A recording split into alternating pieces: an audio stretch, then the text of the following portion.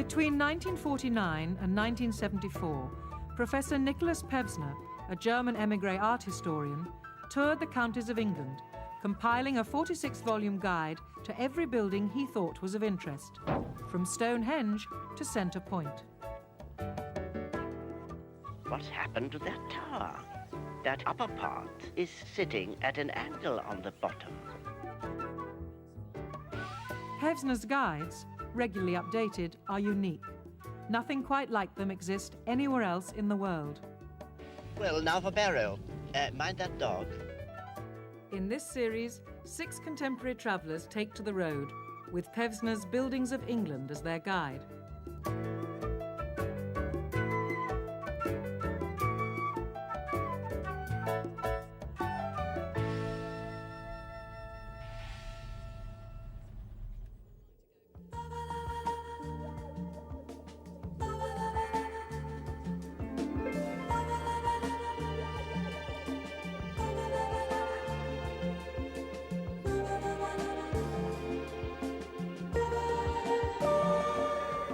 Surrey, one of those English counties that will not fit into the traditional pattern. It was so remote in the Middle Ages that it does not possess a large medieval parish church. Yet today there is hardly anywhere in the county where one can feel free of London.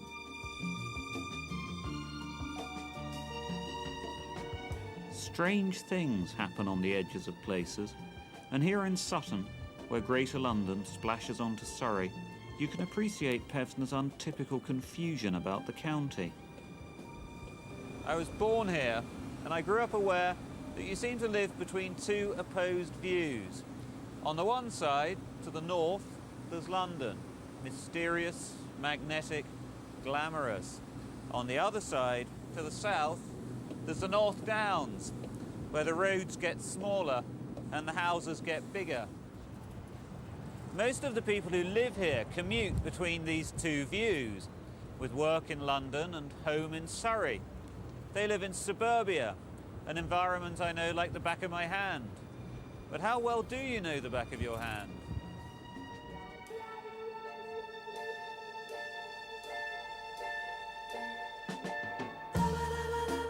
The only way I'm going to find out is to test my own understanding of my home county against Pevsner's steely architectural gaze.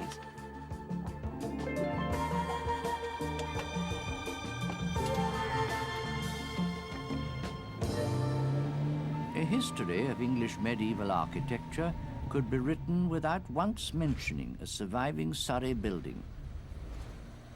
A history of the suburb could almost be written without going outside the county. All through the county there are these paradoxes, and somehow Surrey always seems to get the worst of the bargain. Like Southern California, Surrey is entirely directed to serving urban man. Box Hill Station, a delightful, rather ecclesiastical little building. Porch at the side with elaborate Gothic capitals. Turret with weather vane.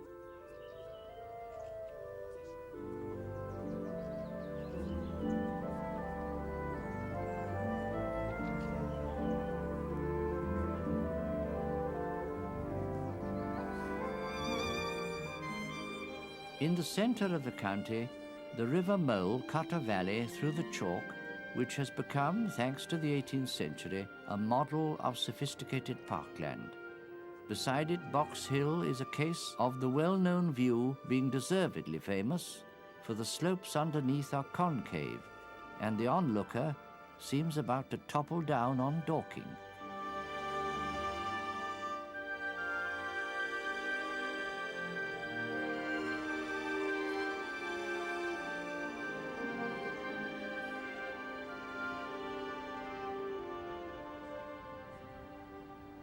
You know, Box Hill is the perfect place from which to start a journey through this county.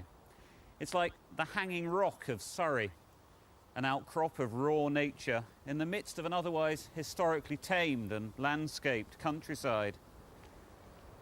It's a penthouse over the picturesque, and in Surrey, which E.M. Forster once described as a land of amenities, a view, more often than not, is the final reward for hard work.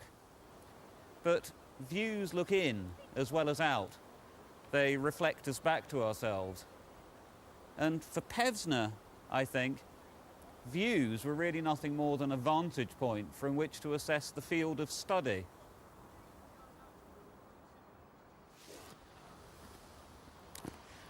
For all its accuracy and architectural know-how, I must say that I find Pevsner's guide to be rather like a map to an invisible country.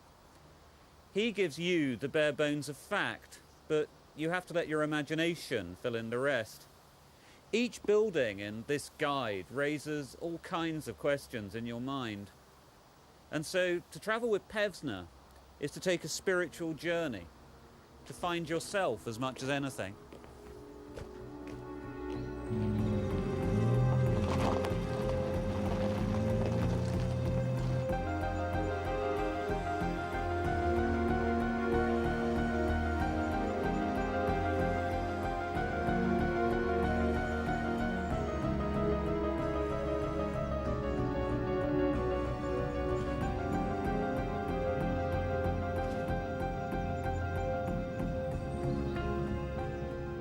Polesden Lacey, 1 mile south of Great Bookham. The original house was medieval. The second house, built in 1631, was bought by Sheridan, the playwright. He called it the nicest place within a prudent distance of town in England. That is still fair comment. There are unspoiled grounds all round and a fine view south across a valley to the crest of the North Downs. The prudent just about says it all. The history of Surrey is the history of convenience and commuting. And here at Polesden Lacey, we have a Surrey ideal, a stately home on a suburban scale. The second house was replaced by a simple Grecian villa in 1824. 6 bays in the centre of the present south front with an octa-style Ionic colonnade, an attractive impressionistic style, far more concerned with atmosphere than accuracy. A quadrangle with a symmetrical E-shaped entrance front facing east, with a cupola behind, an asymmetrical west front, and a simple open internal courtyard with an apsidal end. Its character is entirely Edwardian, and, be it said, some of the most attractive Edwardian in the country.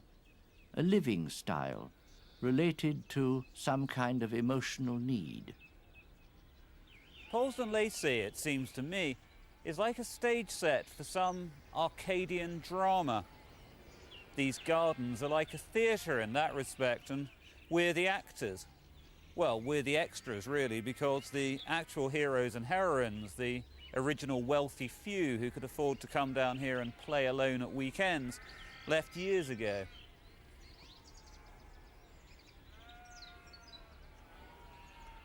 The whole point of this, the long terrace, is to take in the view, which is also somewhat staged because while the hand of God created it, metropolitan wealth tended it like a garden and kept it just at arm's length, down there, beyond the ha-ha. After all, that little wall was to keep the view in place and the animals out. Arcady had to be a backdrop for this sophisticated theatre. The presiding genius of Polesden was Mrs. Greville, an Edwardian society hostess who used the place for weekend house parties. When she died, Mrs. Greville gave Polesden Lacey to the National Trust for the enjoyment of Londoners, which was nice of her because we used to come here on Sunday afternoons, along with everybody else. A lot of people from Surrey are landed gentry in attitude, and places like this enable them to act out the role, for an afternoon at least. I suppose that Polesden must have had thousands of pretend owners sharing its mellowed elegance before going home to somewhat humbler dwellings.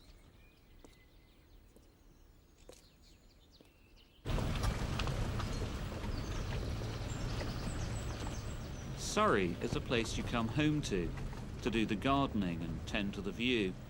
It's a place for Sunday activities, which, it seems to me, are always slightly melancholy. Whenever I think of Surrey, I think of the eternal sunset of a permanent Sunday afternoon.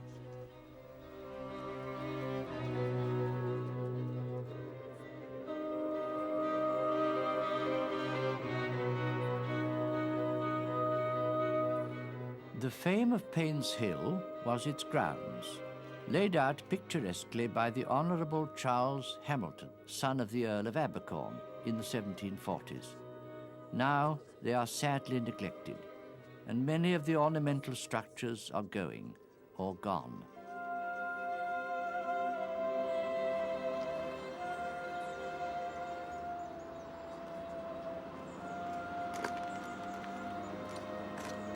Good morning.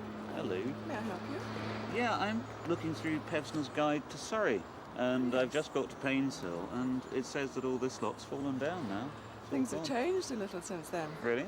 It stayed derelict until the 1970s, and then, well, in 1981, the Paynes Hill Trust was set up to restore it. Wow. So, what, you mean, so there's stuff in there now? Yes. You can have a look. Would you like me to show you around? That would be terrific if you can, yeah. I'll just get in the car. I'll open the gate. Thanks.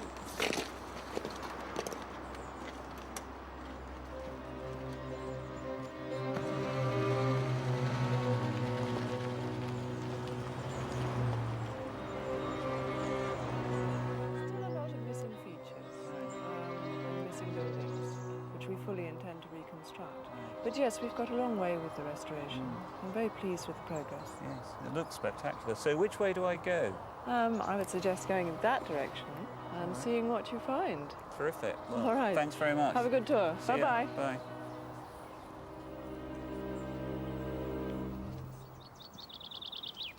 Follies deserve a very special place in Surrey.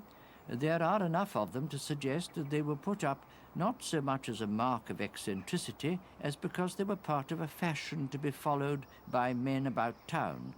The sort of men who would be able to stay about town would buy an estate close by.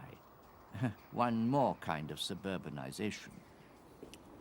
If Polesden showed us the Gardener's Theatre, here at Payne's Hill the garden's become the play itself, unfolding its drama in a succession of increasingly romantic tableaux. What ended up as the Garden Gnome began with the recreation of those fabulous sights seen on the Grand Tour by wealthy 18th century Englishmen. A Turkish tent, a fairy tale grotto, an untenanted mausoleum, a Chinese bridge. There was even a hermitage with a live hermit. These were the white knuckle rides of the landed gentry, their inspiration brought over from abroad in a way that turned the rest of the world into a kind of cultural IKEA. It's rather like a rehearsal for Oscar Wilde's idea that the artificial was infinitely more beautiful than the real. I came, I saw, I coloured it in. But herein lie certain ironies. Take this, for instance. It was built to look like a moody ruin. But then, because it was in danger of falling into actual ruin and disappearing altogether, it had to be restored to make it look like the right sort of ruin again. It's all rather confusing.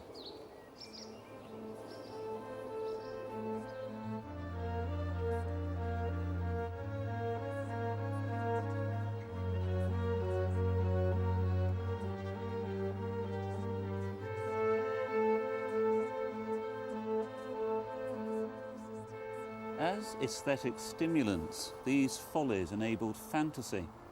But poor Charles Hamilton, who laid out these aptly named pleasure grounds, could never quite afford a room as spectacular as his view.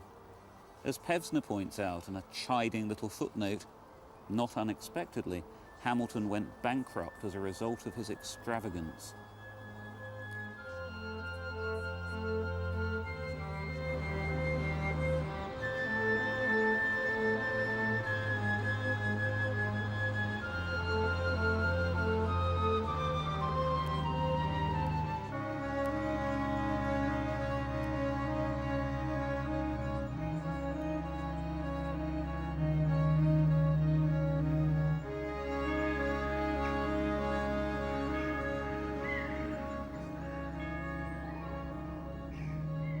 Leith Hill, 4 miles southwest of Dorking, the highest point in Surrey and in southeast England, 965 feet, now made up to exactly 1,000 feet by the Folly Tower on top. This was built by Richard Hull of Bristol in 1766, heightened in 1788, and given battlements and an oversized stair turret in 1864. Stone built with brick dressings. There's pedantry for you. You could call it a suburban neatness, wanting to round a hill off to the nearest 1,000 foot. Is this Surrey need to impose your personality through your property onto nature? It has been said that Richard Hull is buried under this tower, vertically and upside down, so as to be at attention on Judgment Day, when the world itself is turned upside down. Only he isn't. This was a factual error that was passed from book to book with a disregard for field work which Pevsner would never tolerate. It's a tomb with a view.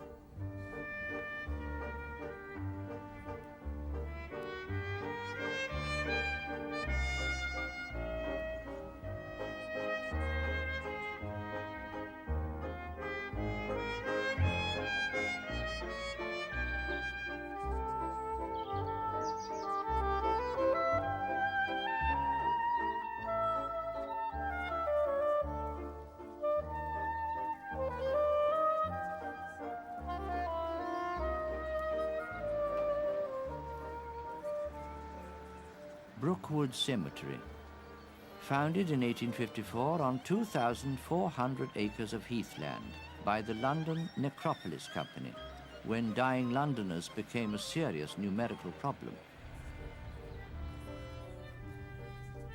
Whoever did the landscaping made a magnificent job of it, planting Wellingtonias and big conifers that have matured splendidly to give a somber, complex landscape unlike anything anywhere else in the country. Originally, a railway line served it, with 2 simple, white-painted wood station buildings. The chapels are not of interest, but some of the mausolea are, ranging from the Gothic caskets, like the Bent Mausoleum, to the late 17th century English style, like the Wood Mausoleum. Here, more than anywhere, I can fully understand Pevsner's bulletproof headscarf of architectural history. How much better to think about the design of a tomb than the inevitability of being in one. Down in the earth, there is no view. And this is the final commute on the Death Railway from Waterloo to the station beyond the last stop. The population here is 232,000 burials. That's nearly twice the population of Guildford today. This is suburbia for the dead, with endless avenues and crescents and cul-de-sacs, and even some local amateur dramatics.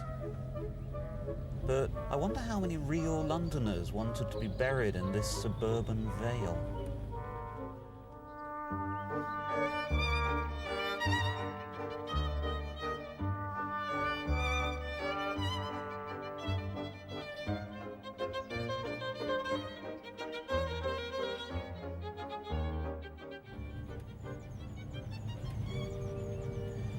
Somehow, the expression "gone but not forgotten" seems weaker here. Ubiquitous Surrey pines. They're like transmitters of melancholy, and Brookwood is their broadcasting house.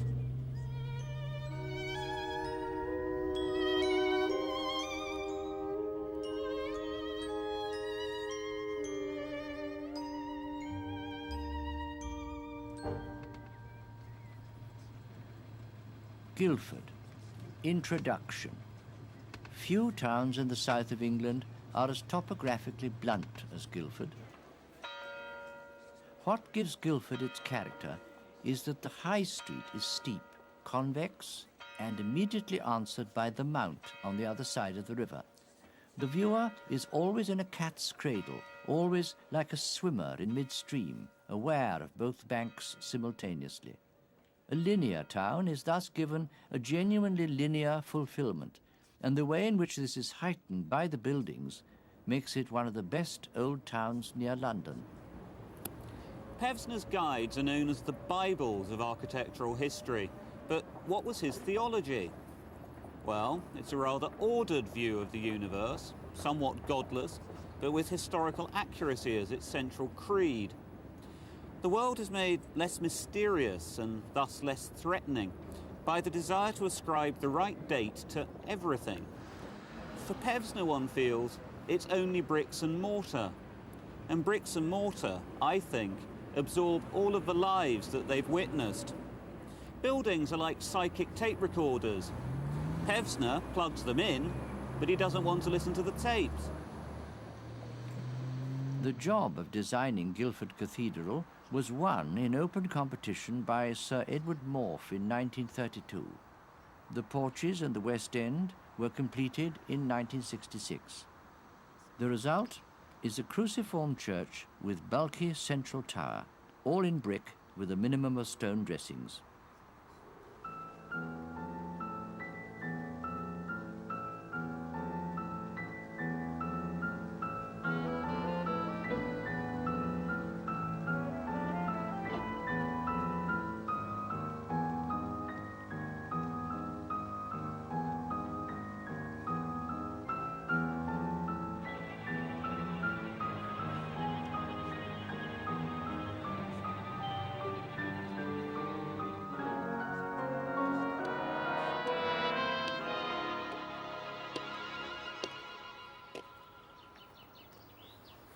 Right from the off, with Morph winning this commission in an open competition, this cathedral seems to be about a new spirit of classlessness in England, the civic spirit of the 1950s. The money for it, too, was raised by the people of Guildford. No single patron erected this church as much to their own glory as to God's. The outside looks as though it will never be more than a well-mannered postscript to the Gothic revival.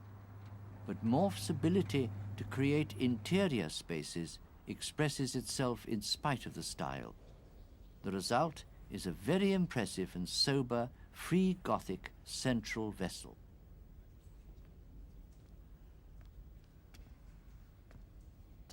Look at the openness of this building. Has all the light and straight lines, the democratically civic ethos that was urged by the Festival of Britain. In fact, it's a bit like God's Festival Hall, with seating from a Green Line bus to paradise.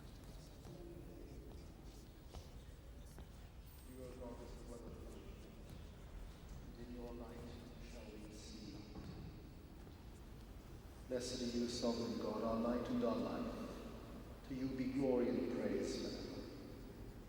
Your living word brings light out of darkness, and daily your spirit renews the face of the earth. Bend our wills to the gentle will of your love. Away with the darkly cloistered, hierarchical mysticism of Victorian medievalism. In with the light of a bright new Britain, a sense of civic equality in the eyes of a newly nationalised God. You know, this place reminds me of Powell and Pressburger's depiction of heaven in A Matter of Life and Death.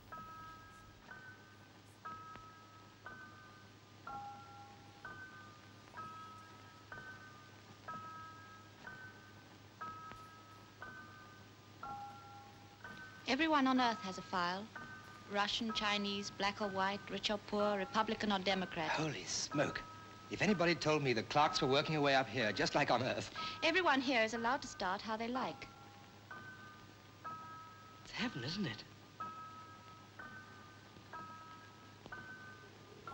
You see?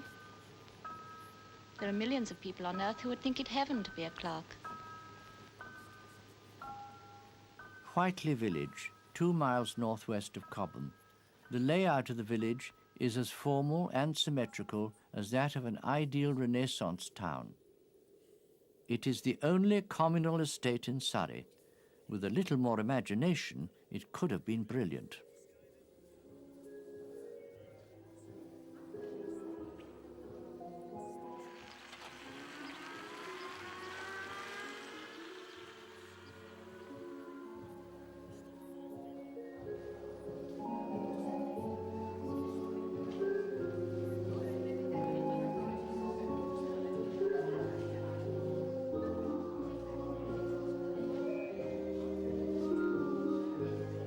William Whiteley of Whiteley's Stores, who died in 1907, left £1 million for a village for thrifty old people. The area finally purchased in 1911 for its erection is 225 acres in size.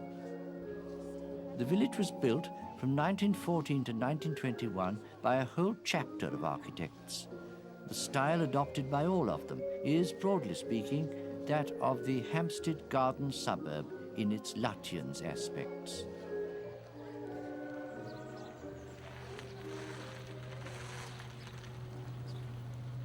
Whiteley Village, as a purpose-built community, is at odds with nearly every other village in Surrey. It has its roots in the Victorian notion of a philanthropic gesture which doubled as a monument to the philanthropist himself.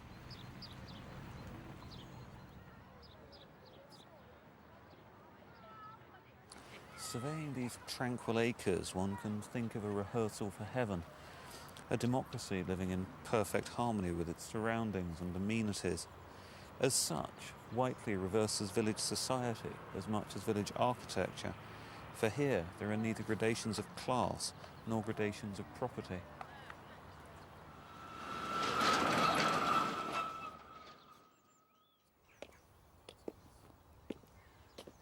This allegorical statue to industry and enterprise is also a statue to William Whiteley, and for that reason it could be said to lack humility.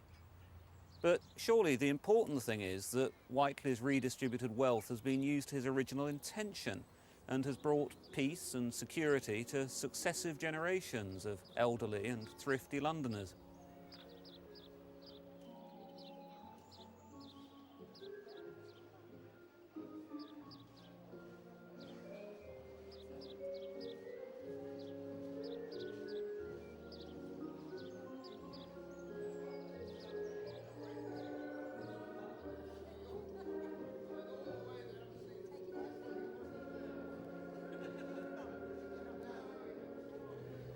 When you travel with Pevsner, you begin to get a measure of the man, the dogged architectural historian, sniffing out a scent of the perpendicular or picking up a whiff of weatherboarding. Then he does a kind of mental arithmetic with dates and styles until he's worked the building out like a sum, and that's his big moment. But I find that the most exciting thing is trying to actually find the building in the first place. You get a map and some clues and a description of the treasure. Has all the best qualities of Enid Blyton without having to be locked up in a cave overnight with a dog. But what exactly does 1 mile southeast of Godalming mean to the modern motorist? And there could be anything 1 mile southeast of Godalming these days, from an exorcist to a beauty parlour. Bunbury. Now, wasn't that a character out of Oscar Wilde? I'll bet this place isn't even in Pevsner. Excuse me, do you know where Munstead is? Munstead? Yeah, Munstead. Well, you're miles away. Yeah? Is there any way out of here? Well, yes. The best thing to do is just keep going round here, follow the road round, and then you'll just have to ask someone. Okay, all right. Okay. Thanks a lot. All right. Bye.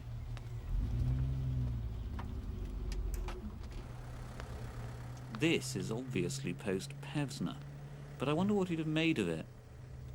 Surrey's architectural aspiration has always been to mingle comfort with countryside, a kind of soft-core suburban fantasy which desires the best of both worlds, the urban and the pastoral. For more than 500 years, Surrey struggled to work out this equation. According to Pevsner, the right answer was finally found when Edwin Lutyens, the architect, met Gertrude Jekyll, the gardener. But they seem to have kept the solution pretty much to themselves.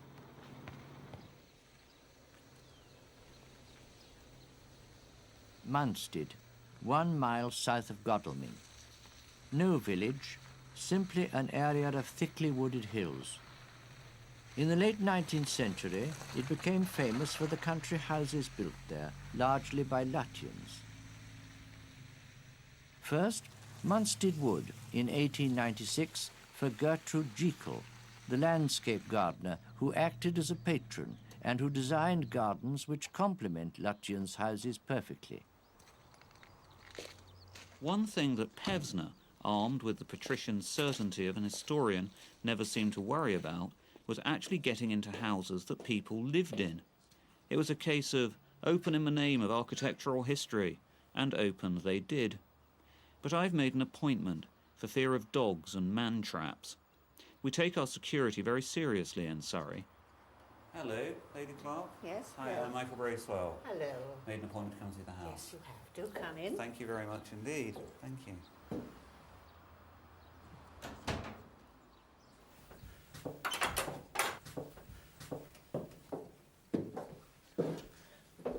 Gosh, this is absolutely lovely.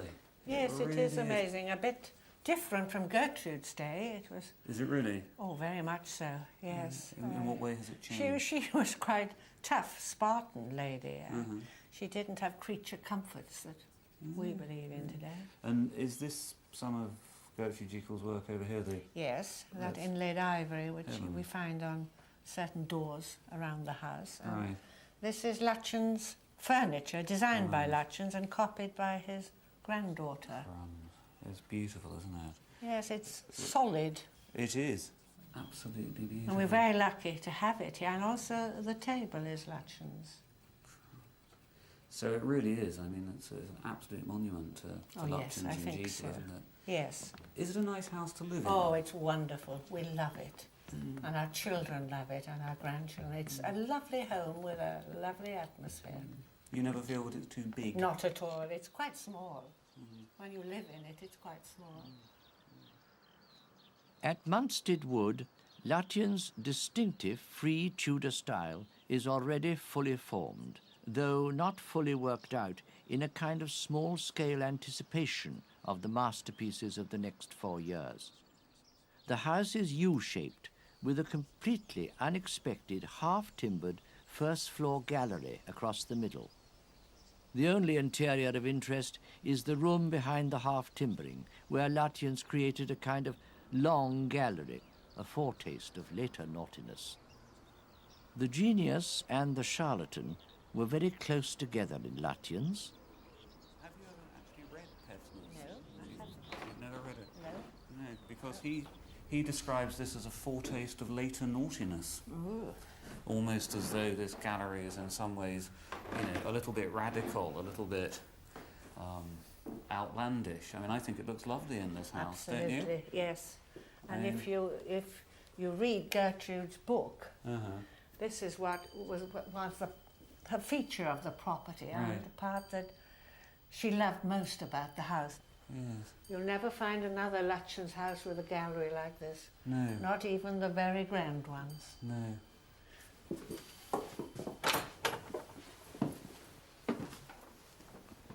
Well, this is the room where Gertrude slept. Heavens. Have you ever seen her ghost?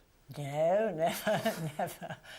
If I did, I don't think I'd worry too much. I think she'd be very pleased with what we're trying to do here. I'm sure she would. And we love Munstead Wood as much as Gertrude did. Yeah. Well, thank you so much for showing me around. It's Pleasure. incredibly interesting. Pleasure. And would you mind awfully if I go and have a look at the gardens? No, why not? You must No. see the gardens if I you're at think that would Munstead complete it. Thank you Not very at much all. indeed. Not at all. That's great.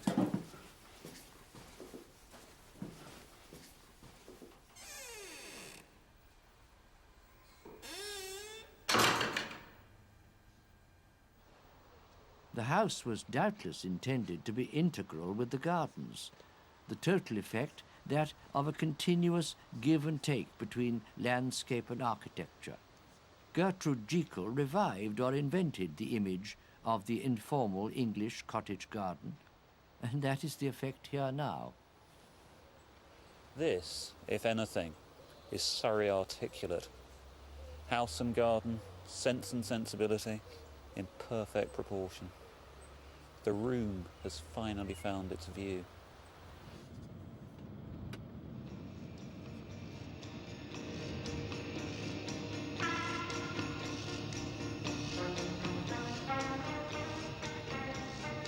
Lutyens and Jekyll were to Surrey what the Beach Boys were to California.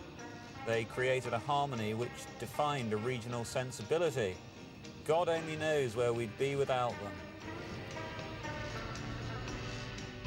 Now, according to Pevsner, there's supposed to be an even better Lutyens house around here somewhere. I wonder if I can find it.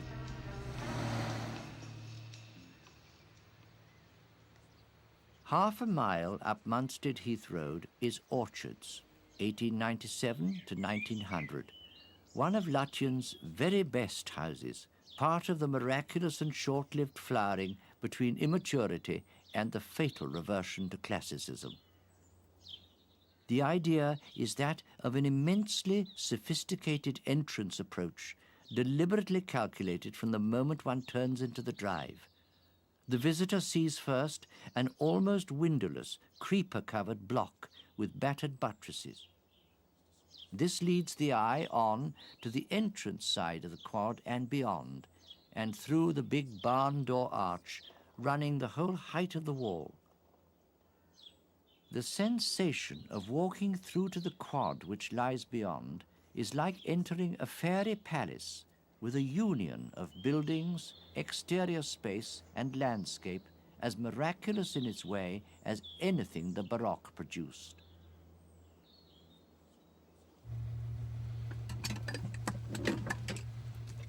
Having failed to find Orchards itself, at least I can pay my respects to the birthplace of its architect. Lutyens was born here in Thursley, which seems to me like the epicentre of the county, and his buildings in Surrey seem like a mission to recreate the memory of his childhood home. A kind of stylised Tudor idyll by way of the medievalised craftsmanship so dear to the arts and crafts movement. His view was looking back in time.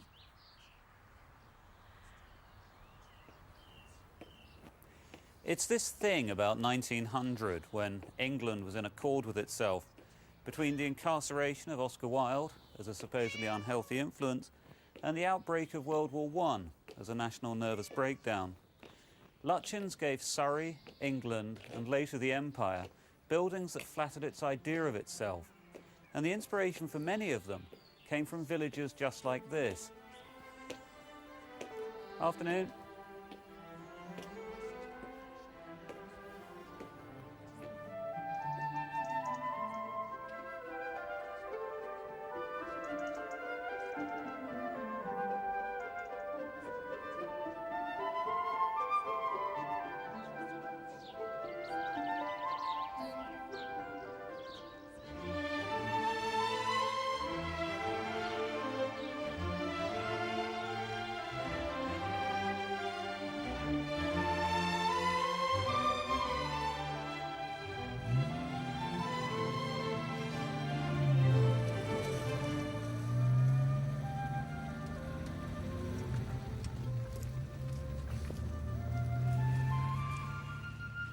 Pepper Harrow, 1.5 miles west of Godalming.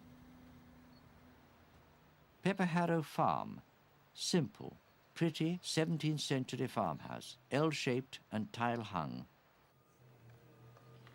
Attached to it, the best collection of farm buildings in the county, a complete quadrangle of buildings, the size of a college quad.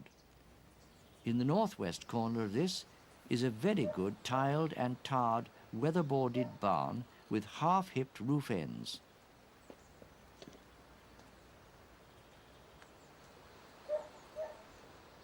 Along the north side, a complete terrace of cottages in Bargate stone. In the middle of the quad, a granary, probably circa 1600, the style and dimensions of a good market hall. Tile hung above, with few windows, and open below, resting on 25 wooden pillars, one of the best vernacular buildings in the south of England. Crafted and organic, this granary has a strength of character which, over 4 centuries, has been watered down to produce a kind of low-cow rustic suburbia. You could call it Surrey light. Even in the early 1960s, though, this brew was not to the taste of Pevsner's guide. What is worth looking at in the 20th century is a strange assortment in which chronology ceases to matter. It was the crack-up of architecture. poor Surrey was doubly unlucky. Not only did its architecture wither away, but the type of house it had made world famous became, in a debased form, the ideal of speculative house builders, and has now made almost the whole of it into a suburb.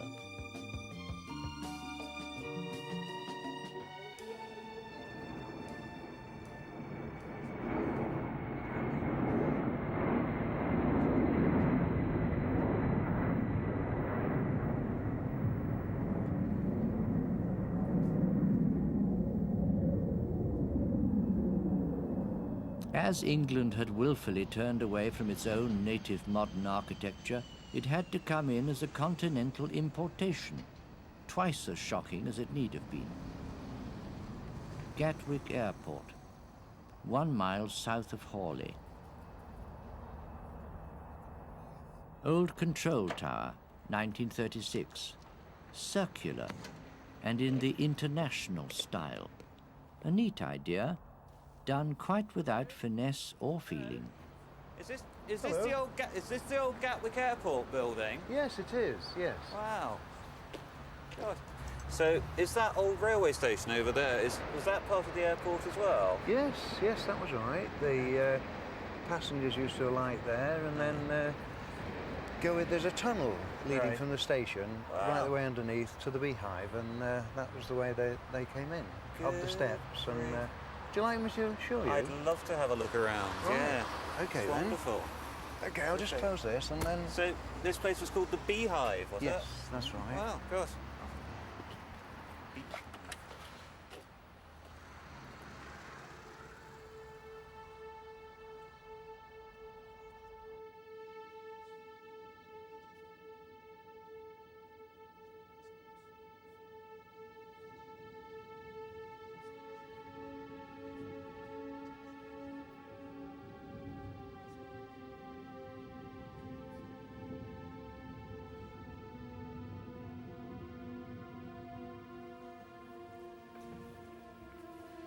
Terence Conran, I feel, would give his left kidney to turn this place into a restaurant. The style exudes all the glamour and romance of transatlantic travel in the 1930s, and even these swooping staircases and maritime curves remind one of a great ocean liner. It has all the expensive simplicity which, as Scott Fitzgerald remarked, makes the very rich completely different to you or I. It is a unique example of metropolitan glamour, skulking in Surrey as though afraid of being spotted by a friend.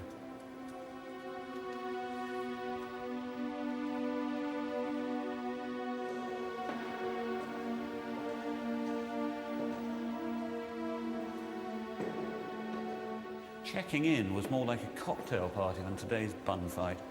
They more or less brought the plane to you. It rolled up right in front of the building.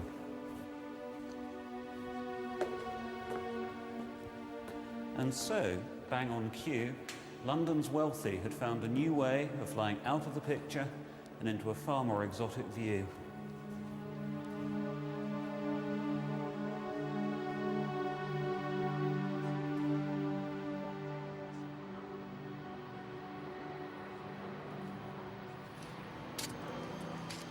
The only way is up.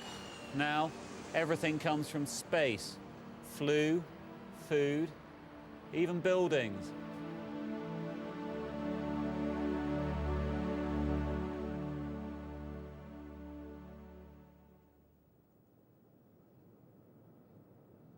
The area around East Croydon Station has suddenly become the most consistently modern-looking area in the whole of England.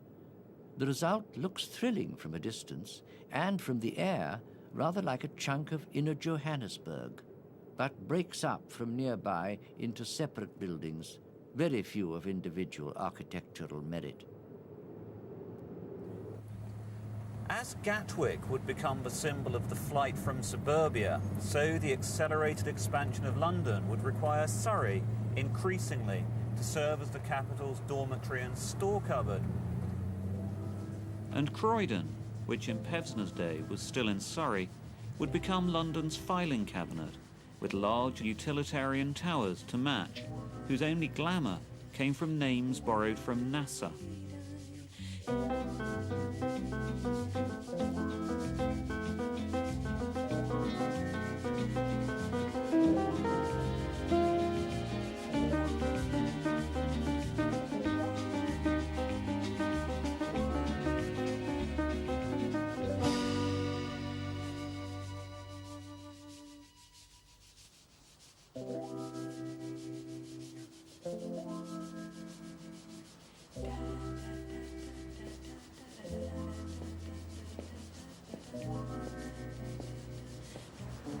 Croydon would seem to be the full stop at the end of Pevsner's history of English architecture.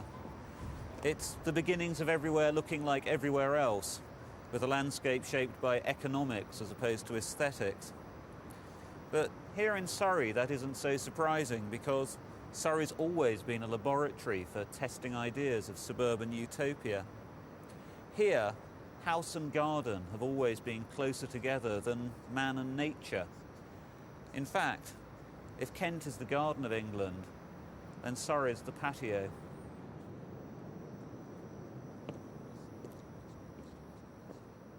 It is no longer the inaccessible Wealden County. It is a garden suburb. In places, a very pretty one. And as long as the whole country does not come to look like Surrey, that is a very pleasant thing for it to be. Streets full of people, all alone. Roads full of houses, never home. Church full of singing, out of tune.